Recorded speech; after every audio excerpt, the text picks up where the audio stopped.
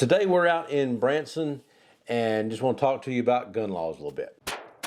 We're staying in a house that is called Rivendell. Rivendell is where elves live in the Lord of the Rings book. This particular room, the walls have been painted to where they look like wood, so kind of inside of a tree. The easiest way for you to find out what the gun laws are in another state, rather than you having to look up each one of the laws or get on the websites and try to find out all the gun laws, if you're a member of U.S. Law Shield, which I highly recommend, you can call the customer service line there with U.S. Law Shield and tell them which states you're going through, and then they will send you a link to a brochure that shows you what each one of the gun laws are in that state. It's a travel guide for gun owners. It shows you all the gun laws. Open carry, they've actually got constitutional carry. You are not required to have a concealed carry permit if you want to conceal carry a gun, so you've got constitutional carry. And open carry is also generally legal in Missouri. There's some fine points that when you read the guide that it will tell you about that's a little bit different as far as open carry with if you have a permit versus open carry if you don't have a permit. They have some places that are different with that distinction there. But if you check out the guide, then it shows you exactly what you need to do.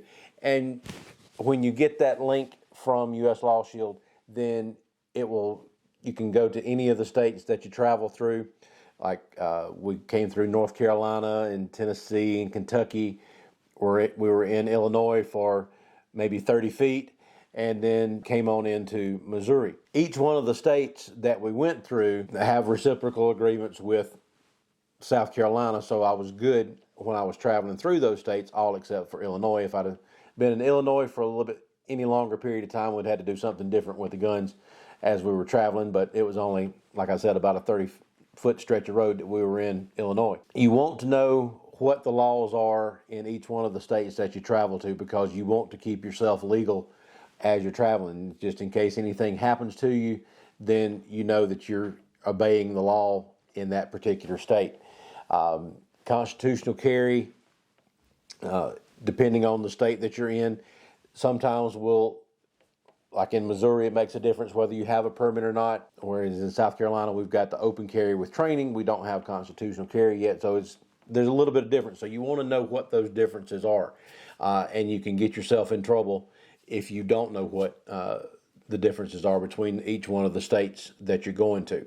Hopefully, eventually, we'll get some kind of nationwide reciprocal thing, but with the leadership that we have right now, I don't see that happening anytime soon. Another great thing with U.S. Law Shield, and I keep this on my membership all the time, is the 50-state coverage. So you can travel anywhere in the 50 states plus D.C. and Puerto Rico, and you're protected if you get in any kind of self-defense incident. You can call the emergency number on the back of your card and be talking to a lawyer in whatever state or D.C. or Puerto Rico that you happen to be in when you get involved in that incident.